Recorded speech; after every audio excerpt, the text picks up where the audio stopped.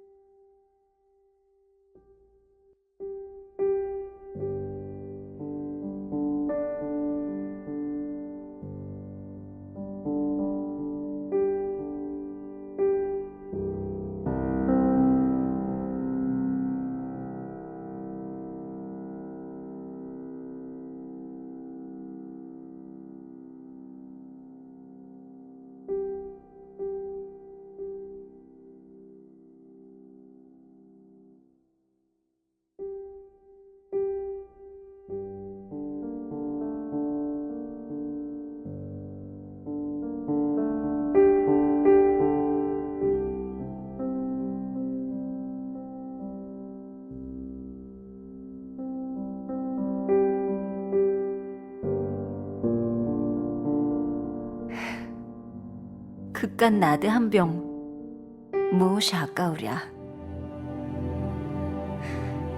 아직도 부족하다고 생각한다. 저분은 고아처럼 세상에 내던져진 우리 남매를 끌어안아 주신 분이다. 병으로 죽었던 내 오라비 나사로를 되살려 주신 분이다. 사랑하고 존경하는 그분이 얼마 후면 우리 곁을 떠나신다는데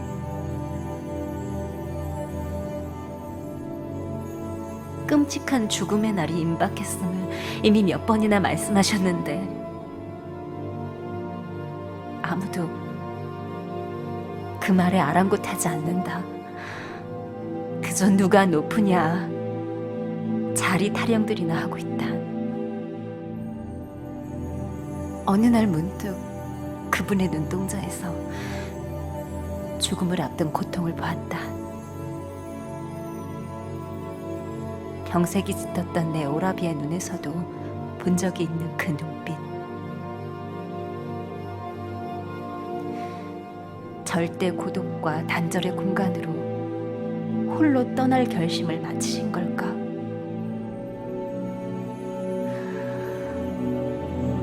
심장이 뜯기는 것처럼 아프다.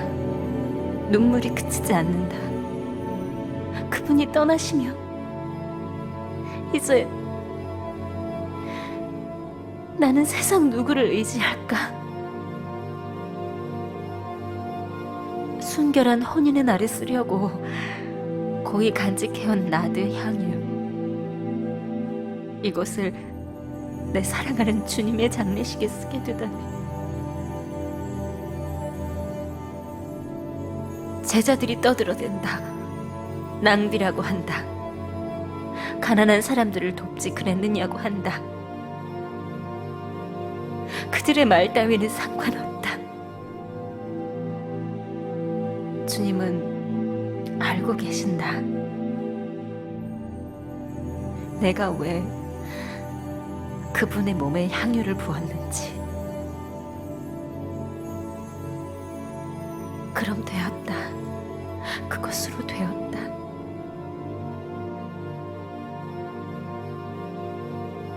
오늘따라 더 외로워 보이는 주님께 작은 위안이 되었다면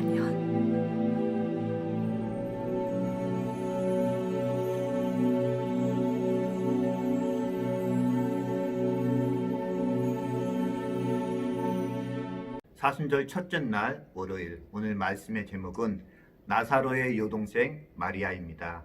하나님의 아들로 온전하신 예수님께서 공생의 사역을 시작하시면서 최고라고 칭찬하신 두 사람이 있습니다.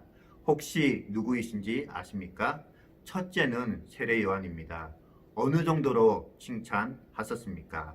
마태복음 11장 1절의 말씀입니다. 내가 진실로 너희에게 말하노니 여자가 낳은 자 중에 세례 요한보다 큰 이가 일어남이 없도다.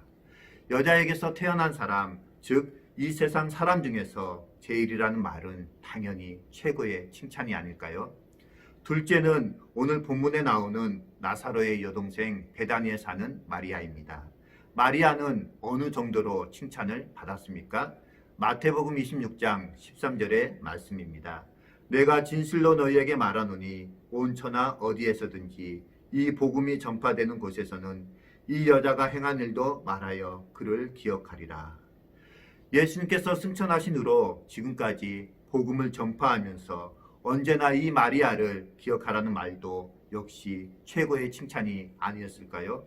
그렇다면 이 마리아는 도대체 무엇을 하였기에 온전하신 예수님께 이렇게나 큰 칭찬을 받게 되었을까요?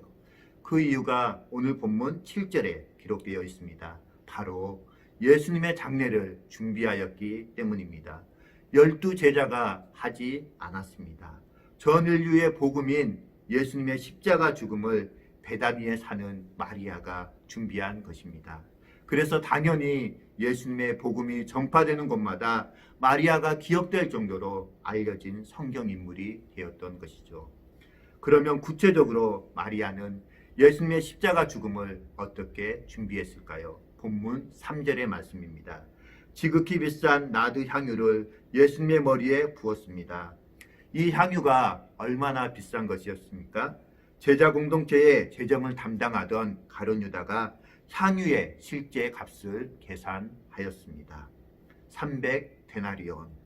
이 300데나리온은 당시 노동자의 1년치 연봉이었습니다. 오늘날의 돈으로 환산하자면 최소 1,000만 원이 넘는 돈이었습니다. 1,000만 원이 넘는 돈을 한순간에 향기로 날려버리다니 정상적인 사람이 보면 이건 미친 행동이었습니다. 그러나 마리아는 예수님이 인생에서 최고였습니다. 그래서 최고의 것을 예수님께 드릴 수가 있었습니다. 이 부분은 바로 예수님께서 사역 초기에 강조하신 말씀이기도 합니다. 한 사람이 두 주인을 섬기지 못할 것이니 혹 이를 미워하고 저를 사랑하거나 혹 이를 중히 여기고 저를 경히 여김이라. 너희가 하나님과 재물을 겸하여 섬기지 못하느니라. 하나님을 주인으로 예수님을 최고로 여기는 성도는 기꺼이 자기의 모든 것을 드릴 수가 있습니다. 그 대표적인 사람이 2렙돈 동전을 헌금한 과부가 아니겠습니까? 이에 예수님은 뭐라고 말씀을 하셨습니까? 누가복음 21장 4절의 말씀입니다. 저들은 풍족한 중에 일부를 헌금했지만 이 가난한 과부는 자기의 생활비 전부를 넣었느니라. 그렇습니다. 하나님을 진심으로 사랑하는 성도는 가장 소중한 것, 자기의 물질로 최고의 사랑을 표현합니다. 그러나 상당수의 기독교인들은 어떠합니까? 하나님을 주여 주여 입술로는 주인 되심을 곧잘 인정하지만 주님을 위해서 실제로 물질로는 어느 정도 헌신하며 살아가고 있습니까? 나 같은 죄인을 위해 생명까지 주신 예수님의 고난주간을 맞이해서 눈물을 흘리며 고난에 동참한다고 하지만 실제로 어떻게 동참하고 있습니까?